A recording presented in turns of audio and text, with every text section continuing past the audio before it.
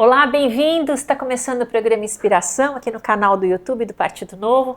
Neste canal a gente entrevista empresários e empreendedores para que eles contem sua história de empreendedorismo e você desse lado se inspire. São histórias incríveis. Às vezes a gente vê um profissional que cresce, mas não tem ideia de que ele está lá 10, 20, 30 anos plantando desde a juventude e hoje ele ocupa um cargo e conta pra gente como é que foi o caminho das pedras. Hoje meu convidado é Álvaro Guilhermo, ele é gestor do Clube Design aqui de Santos, professor, ligado à arquitetura e consumo e tem muita coisa para explicar para gente. Depois nas fotos você vai ver, desde muito jovem ele já estava envolvido com a arquitetura, com o bem-estar das pessoas e o consumo.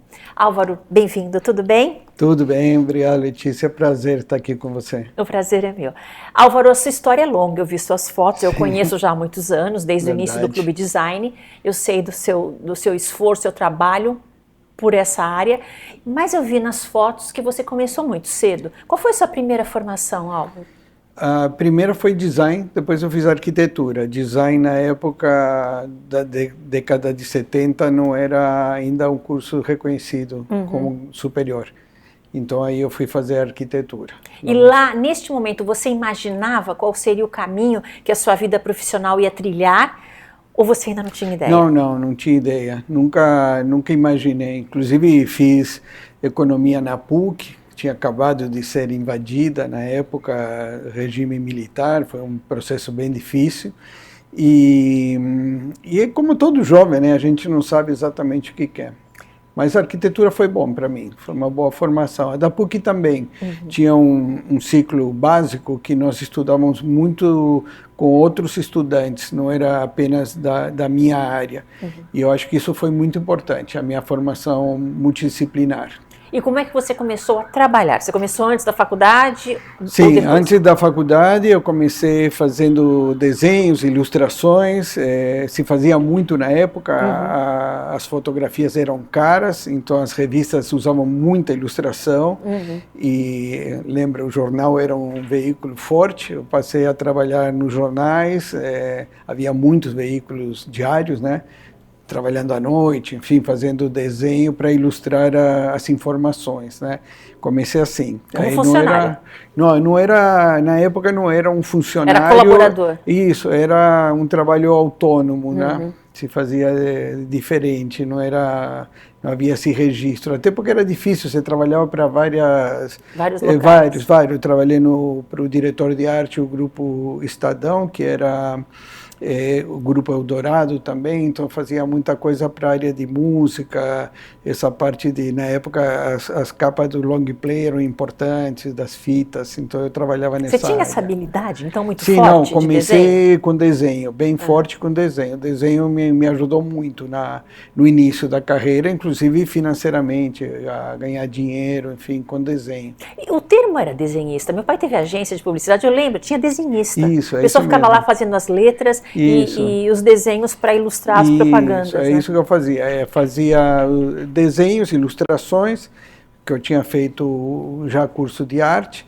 e logo na sequência entrei em design, e aí já é um desenho mais aplicado, que é o design de fato. Então era fazendo marcas, logotipo, identidade visual e desenhando objetos também. Aos poucos foi crescendo nessa área. Antes de eu falar, de continuar a sua trajetória profissional, você não é brasileiro. Isso. Quando é que você chegou aqui e quando é que você decidiu que ia ficar aqui para sempre? Isso foi bom. Aliás, eu acho que em termos de empreendedorismo, o melhor foi ter nascido no Uruguai. Essa formação cidadã no início da vida, eu acho que ele é extremamente importante. Eu ia sozinho para a escola, até hoje as crianças você vê na rua no Uruguai andando sozinhas, as casas não têm muro, então as pessoas de dentro veem as crianças andando na calçada. Os carros param para as crianças atravessarem, então você tem que se virar. Não dá para imaginar isso, hein, Álvaro? Parecia outro mundo, né? Por muito tempo foi chamada Suíça, né, da América por causa disso. E até hoje é assim, você chega e encontra as crianças andando na rua, indo para a escola sozinha. E o esporte também, você tem que tomar decisões rápidas, pensar coletivamente, né? Esporte coletivo. Isso para mim foi bem importante. Meu pai veio para cá para montar a indústria gráfica. Eu trabalhava numa indústria multinacional de tintas gráficas, as revistas eram poucas, a Argentina tinha a indústria gráfica argentina muito forte, e no Brasil não existia, estava começando, o próprio papel moeda e a moeda oficial do governo não era uma coisa muito bem desenvolvida. E na década de 70 ele veio para trazer essa indústria, a gente mudou com ele para cá. Que idade você tinha? Eu tinha 13 anos. Se adaptou? Não, demorei muito para me adaptar, culturas bem diferentes. Fui morar no centro de São Paulo, então dentro de um apartamento, acostumado a andar na rua, na calçada, foi difícil.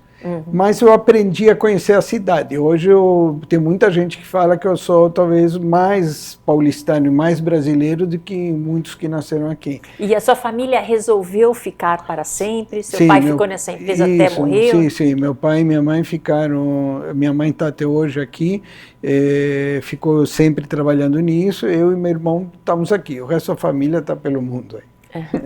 E aí você decidiu que era a sua casa, se identificou a ponto de dizer, daqui não vou sair mais. Na verdade, eu gosto muito do Brasil como um todo, né? O Brasil inteiro já foi bem melhor, obviamente, né?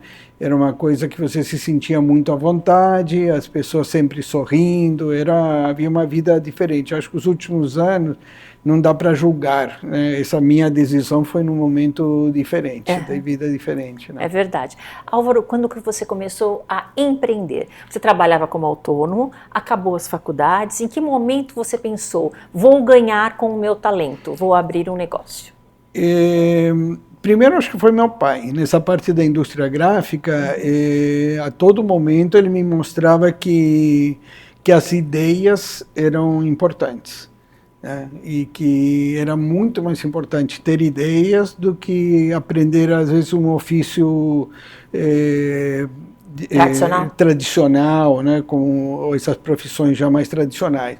Eu lembro bem uma vez na indústria Melhoramentos, que era uma gráfica muito grande em São Paulo, tinham dificuldade de resolver tecnicamente uma máquina que tinha chegado, e um técnico brasileiro, com um monte de gente alemã, eu estava lá, ele colocou uma caixinha de fósforo num lugar lá que equilibrou a máquina, entendeu? Aquele negócio passou a funcionar com uma caixinha de fósforo.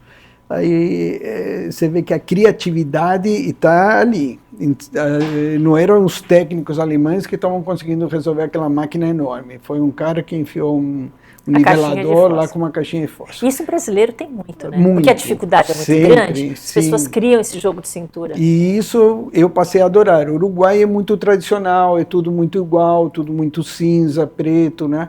E aqui não, colorido, e as coisas sempre assim. Alguém tinha uma coisa nova, criativa. Isso me chamava muito a atenção. E da minha mãe foi a leitura, ela lê muito, eu também, né? Então essa coisa de ler em casa sempre foi estimulado. Eu acho que a leitura é muito importante. E o seu primeiro negócio, as ideias e o princípio vieram do seu pai? Sim, da família, da de família, fato. já foi criada assim. Isso. Mas é decisão. Sim, mas também foi da família. Eu me lembro do meu pai, quando eu fui trabalhar para esse diretor de arte, eu não sabia como fazer contrato, como cobrar, nada. E meu pai falou assim, nada, se você tiver que pagar, você paga. Eu te pago, porque é melhor você aprender com eles, ficar ali, aprender, do que você ter que discutir esse tipo de negócio, né? E, de fato, eu fiz isso. Eu trabalhei porque era muita gente sem cobrar para aprender, né? Quer dizer, havia outro momento, né? Seu pai tinha uma cabeça aberta, né? Teve, sim. Ele chegava na frente. Sim, ele sempre teve essa noção de estar pensando um pouco mais à frente, sim. E aí, já na faculdade, estava no começo da faculdade de arquitetura, como eu já estava trabalhando com design, eu resolvi montar a minha empresa. Aí eu comecei. Tanto que tem 40 anos de empresa, em 82. E a sua empresa começou fazendo exatamente o quê? Começou trabalhando na parte de programação visual. Foi o primeiro que eu comecei a fazer. Sinalização, logotipos. Eu ganhei o concurso de uma... Como uma agência. como agência, seria hoje. Só que era design, né? Na época, quem fazia isso eram agências de publicidade e marketing. E a minha já era focada em design, apenas design. Eu não fazia publicidade, não fazia marketing, era apenas desenho industrial ou design, de fato, logotipos, identidade visual, essa parte. Você começou fazendo você mesmo ou logo no início já chamou alguém, colaboradores, contratou? Não, já chamei gente logo no início. Que é isso que vem do esporte. Eu sabia que não ia dar conta. Tinha muita coisa que precisava de mais gente para resolver. E sempre tive muitos sócios e associados, sempre. A minha ideia sempre é que todo mundo trabalhe junto. Você criou depois, anos depois, um grupo que é o Clube Design, mas que já vem de outros momentos da sua história. Em que momento você percebeu que juntar as pessoas trabalhando com colaboradores poderia trazer um resultado maior? Foi isso que você fez aqui em Santos com o Clube Design. Reuniu lojistas, arquitetos, colocou estímulos, juntou as pessoas e subiu o patamar. Isso. Eu percebi com um grupo aqui do Brasil, que a gente trabalhou muito nos anos 90 para desenvolver o conceito de design, preparar as indústrias brasileiras para a competitividade. Quando se liberaram as taxas alfandegárias, foi conhecido como Plano Collor, a importação tomou conta. O Collor falava que nossos carros eram carroças, né? De fato eram. Aí só que a gente percebeu que as grandes indústrias eram multinacionais, elas não iam trabalhar com design brasileiro. Então a gente teve que ir para as pequenas e médias indústrias, que é quando surge o Sebrae de fato. E aí a gente começou a fazer esse trabalho em várias cidades, em várias indústrias. Eu viajei muito o Brasil trabalhando com várias, desde calçado a cerâmicas, enfim, várias regiões do país. E aí foi que a gente percebeu que havia um modelo de economia diferente e que esse estava mais amarrado uma coisa com a outra. Você ter uma ideia, o Brasil não tinha, né, hoje tem, né, um comitê brasileiro de cores. Você lançava uma geladeira de uma cor que não combinava com azulejo, com os móveis. Isso não estava conversando um com o outro, né? Parece ridículo e faz tão pouco tempo, né? 30 anos atrás era assim. Então o cara lançava um sofá que não combinava com nada. Exatamente. E a gente começou a entender isso nesta área de interior e foi a que eu mais me foquei. Cada um trabalhou em algum segmento. E foi esse trabalho que a gente iniciou na região do ABC, em São Bernardo, que era onde eram fabricados móveis. Foi ali o primeiro grupo que eu fiquei à frente. Então, um colega trabalhou em Bento, em Caxias, no Ceará, cada um estava trabalhando em alguma região. E eu fiquei aqui nessa região do ABC. Né? E tentamos fazer isso com a indústria moveleira. O meu trabalho não deu certo, de fato, como a gente imaginava. É um case de insucesso, diríamos assim. Porém, a gente viu que era possível resgatar as lojas, a venda dos móveis, né? E esse trabalho foi que a gente começou a desenvolver em São Bernardo, juntando lojistas de diversas áreas para trabalhar em conjunto. E funcionou, deu muito certo, é um sucesso até hoje. E esse começamos a replicar em algumas regiões que tinham um potencial de futuro. Você escolheu Santos e você sempre me fala que acha que Santos tem potencial. Por que é que você acredita que Santos é um bom lugar para se plantar? Santos na área imobiliária, né, a gente tem quase 1/3 da cidade ainda travada, aí por questões políticas, principalmente ligada ao porto. Toda a região aí do Valongo até a Ponta da Praia é uma região enorme ainda para ser desenvolvida. Poderia estar muito melhor. Muito melhor, muito melhor. Então, desde que a gente veio para cá, isso. Depois ela tem é plana, que é o bom para as cidades, é pequena, é uma ilha, né? Isso facilita muito, e sempre teve uma relação com a criatividade ao longo de toda a história dela. Desde os sambaquins, que ainda tem resquícios aqui. É Mongaguá, né, sambaquins, não é mais para o litoral sul? Aqui também foram encontrados vestígios, já ali na entrada de São Vicente, ali chegaram a encontrar também resto de conchas, mas havia sim aqui também. E a própria escolha, né, desses europeus que resolveram se aventurar a partir daqui.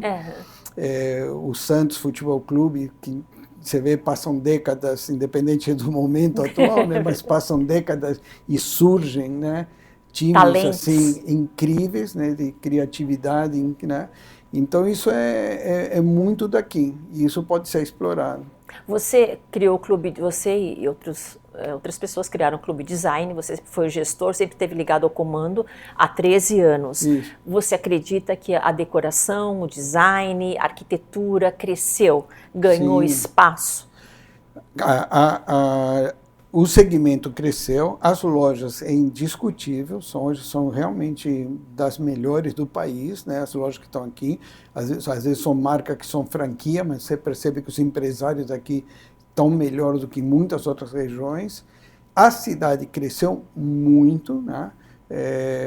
Ganhamos prêmios, temos destaque, então já estamos citados em várias cidades, até no exterior, em vários momentos que se fala de aplicações de economia criativa, nós somos citados. Então, de fato, é um sucesso. E ainda é tem um muito para modelo que é crescer. bastante copiado hoje, né? O Brasil inteiro copiou este modelo, então, quer dizer, ele funciona. É aqui mesmo. É assim mesmo. Então, quer dizer, Sim. deu certo, porque se começaram a fazer Sim. também é porque já sabem que Sim, funciona. sim. E tem essa coisa de laboratório, que Curitiba teve durante muitos anos. Eu acho que Santos permite isso. Você pode testar as coisas aqui. Se aqui dão certo, então elas podem ser replicadas. Então você tem que estar também aí aberto a essas cópias, porque elas ocorrem, né? E aqui é um bom lugar para você testar. Às vezes as pessoas falam que a praia, que a qualidade, a eficácia de quem mora na praia, das empresas, de tudo, não é tão boa quanto das capitais. Sim. Você acredita nessa teoria ou acha que não? Não, eu acredito, existe uma teoria aí mais de sociólogos ligada à questão do horizonte, de quando você tem o horizonte, olhar para o futuro e tal, mas também tem, do ponto de vista de historiadores, até filósofo como Mário Sérgio Cortella, sempre atrela a ideia de importar e exportar. Então, não apenas de estar no nível do mar, mas de você ter um porto. O porto, ele é um lugar onde você tem que estar aberto a isso. Entendeu? A pôr coisa para fora e saber receber. O que colocar para dentro. Por isso que fala que o importante é importar, o que você traz para dentro. Então, você tem que escolher bem o que você põe e o que você tira. Então, os locais portuários costumam ser assim. Ô Álvaro, você dá aula hoje em dia na ESPM, o termo é consumo. Consumo. Sobre o que você fala com os seus alunos? Eu trabalho duas linhas de pesquisa, que a gente chama. Uma é sentidos, percepção e design, que é como nós lidamos com os objetos e como os objetos interagem na nossa vida. Por que você escolhe essa taça e não um modelo sextavado, por exemplo? Né? O que levou a essas escolhas? Isso é possível de ser estudado e é isso que a gente faz. Com isso eu consigo saber se o piso vai combinar com o sofá e com a luminária, então a gente consegue, a partir daí, fazer uma série de análises, né? E a outra é do nível que a gente chama do alto padrão, né? Que é muito também do segmento interiores, né? Que é um público mais exigente, que precisa de um atendimento, uma forma de trabalho diferenciada. Você acha que esse tipo de teoria, de matéria, poderia começar mais cedo na nossa vida? Olha, até no ensino médio, na infância, começar a entender o consumo desde cedo, porque a sua vocação vai depender de algum tipo de consumo. Sim. Todo mundo tem um talento, todo mundo tem uma criatividade, né, uma vocação, só que você tem que entender o que as pessoas precisam para ver como é que você adapta a sua vocação. Se você não entender o que o cliente, o consumidor em geral precisa, você não sai do lugar nem com todo o talento do mundo, não é? Exatamente. Esse é um dos grandes problemas dos empreendedores. Não leem o que o consumidor... Exatamente. Às vezes eles têm algo muito bom, mas não é o que o público quer. Eu tenho muitos clientes assim. Agora, recentemente, assim, foi um cliente que passou um momento de tristeza porque o produto que eles tinham é fantástico, mas não é o que o público quer. Ele precisa buscar exatamente o público que quer aquilo que ele está fazendo. Isso não é fácil de encontrar. Então, a ideia de que o mundo hoje é hipercomplexo, você tem diversos atores, né? Ele requer um estudo diferente. Então, hoje, empreender não é tão fácil quanto quando eu comecei, por exemplo, entendeu? Mas está na base. Se a gente pensar que uma sociedade vai começar em algum lugar, em alguma ilha, um avião caiu numa ilha, está lá com 200 pessoas, 300 pessoas, e eles vão ter que começar a vida ali, não tem jeito, vai ficar aqui. A primeira coisa é você entender quem consegue fazer o quê para começar a organizar. Exato. E você vai ter que fazer o que tem necessidade ali. Exatamente. Se você não souber avaliar a necessidade, você fica completamente perdido, né? Perfeito. Esse é o livro do Steve Johnson, que chama Emergência, que é bem isso. Inclusive, ele associa isso a comunidades como formigas, que o primeiro que elas fazem é o cemitério e o lixão. E depois vai desenvolver o resto. Quer dizer, a formiga pensa mais nisso do que nós, né? Nós deixamos o lixo na porta e não sabemos onde enterrar os corpos. Né? Não sabemos para onde vai, não estamos preocupados com isso. Essa é uma questão. Então, você vê como é que é. A natureza, de fato, já nos dá grandes dicas. Esse é um livro incrível, realmente, para quem quer empreender. Todos os livros dele são muito bons. Esse é um deles. E que é essa visão de futuro, né? Pensar um pouco sobre isso, né? E não amaldiçoar o consumo. Não, sem dúvida. Não, esse foi um erro que, de uma forma muito rápida, o que ocorreu foi que o consumo explode nos Estados Unidos logo depois da guerra, quando o mundo se divide, na Guerra Fria. Então você tinha um grupo contra e um a favor. E daí a gente passou a entender que, por ideais aí do grupo oriental, vamos dizer assim, de que o consumo era alguma coisa ruim. E o consumismo pior ainda. E que não é verdade. Muito pelo contrário. Todos nós consumimos ar. Se a gente não consumir, a gente morre. Então, o consumo é extremamente importante para a nossa sobrevivência. E toda vez que vê uma solução nova, um remédio novo, uma solução qualquer para a sua vida, quando chegou o chuveiro quente, são coisas que fazem bem para o ser humano, para a vida humana, ou quando lançam uma UTI nova para criança, tudo isso, você fala, puxa, é bom, só que precisa de uma cadeia inteira trabalhando para que as soluções apareçam. Né? Inteira. O que eu vejo hoje assim, nos empreendedores que buscam aquilo que a gente chamou o Oceano Vermelho, atuar onde já tem muita gente fazendo aquelas coisas. E nós temos grandes áreas para trabalhar que faltam, que existe uma demanda enorme. Por exemplo, os oceanos é uma grande demanda e ninguém está trabalhando. Como você comentou, a habitação popular, é um caso. Eu sempre me pergunto, eu lembro de você nessas horas, não é possível que não haja uma habitação popular mais simples, mais rápida e mais barata para abastecer as cidades, tanto aqueles que vão comprar os pequenos espaços, quanto moradias temporárias, para que as pessoas não fiquem nas ruas, para que não se viva nessa miséria, casas em cima umas das outras, sem higiene, sem nada. Álvaro, não é possível. Se o homem vai à Lua, ele não consegue achar uma solução mais barata? Gasta-se uma fortuna, nunca é o suficiente, sem planejamento nenhum. Isso não entra na minha cabeça. Não é. Falta alguma coisa aí, né? É irracional. Não é um problema de projeto, de arquitetura, porque as soluções arquitetônicas já existem. Para mim é um problema de design de fato e uma cultura que existe de manter esse tipo de construção civil que não é adequada para o que a gente precisa, para o número de moradias que tem que ser construída no tempo que devem ser construídas. Né? E como você falou, até as nossas moradias da classes médias são temporárias. A gente fica 10 anos, depois você muda, às vezes menos. Então, a construção popular ela deve visar uma coisa mais rápida, mais ágil. Já existem boas soluções no mundo, é só realmente estar preparado para isso, ter vontade para fazer. Mas não falta terreno também, não falta área. Não falta espaço, né? Nada. Até de forma sustentável, ecológica, nós temos tudo. É realmente mais vontade política de executar. Né? Fazer. Álvaro, a gente tem umas fotos suas, antes de acabar a nossa entrevista, eu queria mostrar, que mostram um pouco os pontos ao longo da sua carreira, bem jovem. Isso. Queria que você fosse contando essa Aí foto. eu estou com o Eduardo Nisi de Mello, é o arquiteto número 1 do país, de fato a carteirinha dele é a número 1, então todo o pessoal da arquitetura conhece bem, fundador do IAB, Instituto dos Arquitetos. Bem novinho, né, Álvaro? Isso, foi meu professor e meu colega, e com ele eu comecei sendo coordenador da escola, e acabei editando o livro que ele escreveu de Brasília, porque foi assim que eu fundei a editora. Ele escreveu um livro sobre Brasília, estava próximo da morte já, ele sabia que ia falecer, o desejo dele era ter aquele livro impresso. Eu não consegui a editora que fizesse, e eu com a América, hoje minha esposa, resolveu montar a editora e lançar o livro. Naquela época? Naquela época, 28 anos.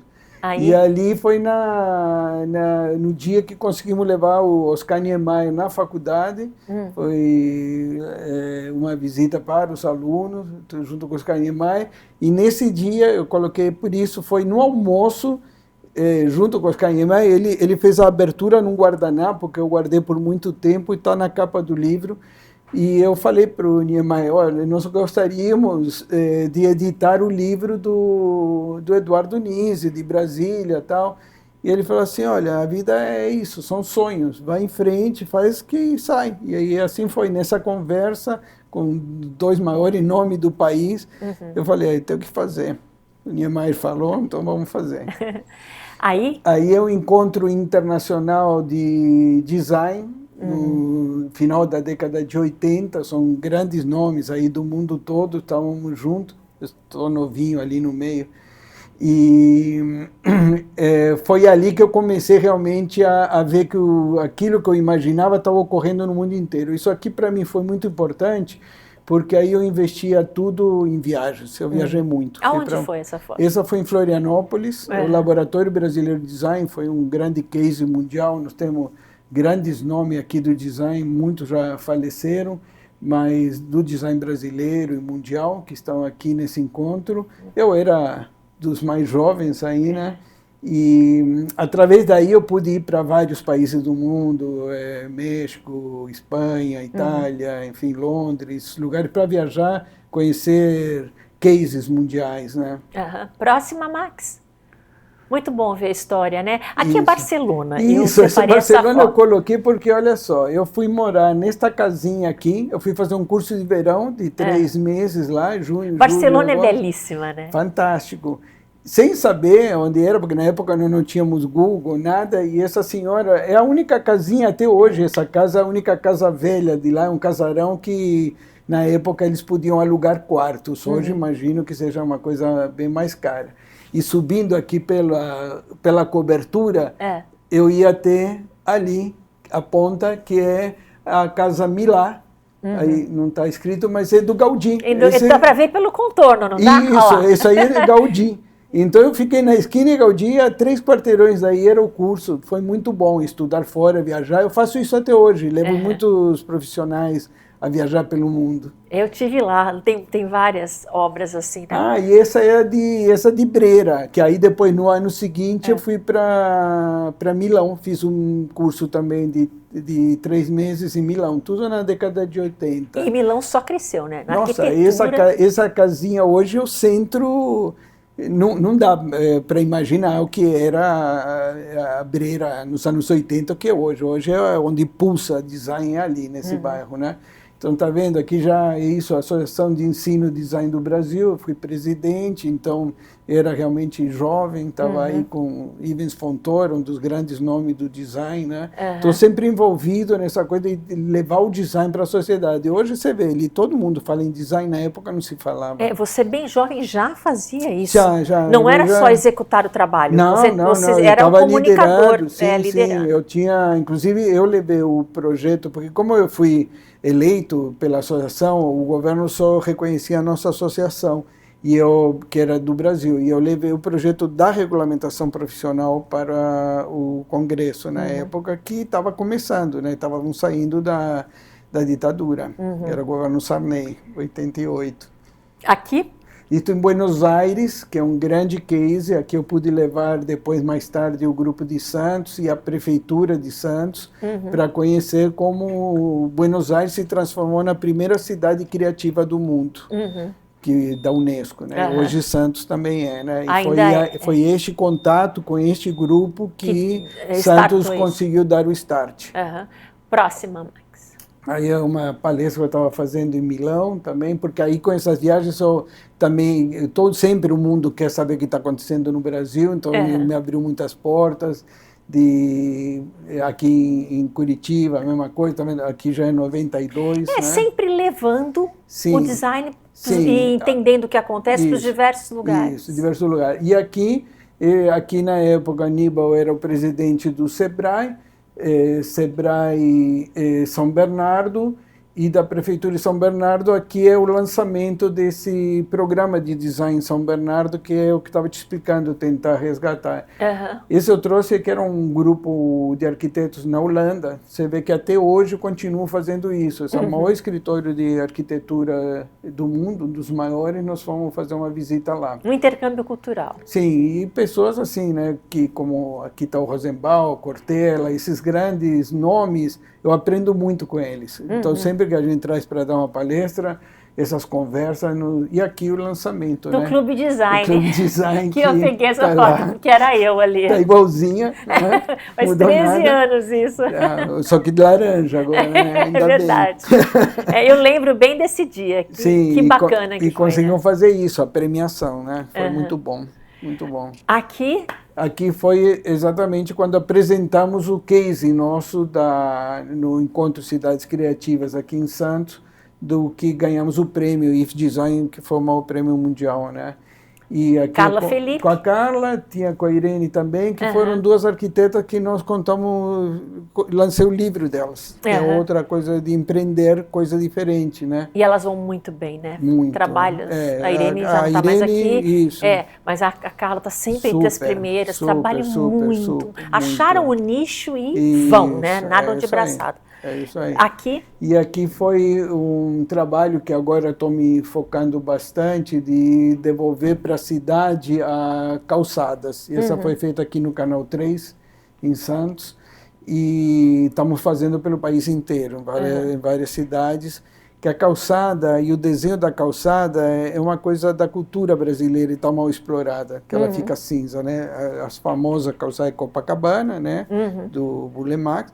Mas, você sabe, tem jogo de futebol mundial, o pessoal vai lá e pinta a calçada.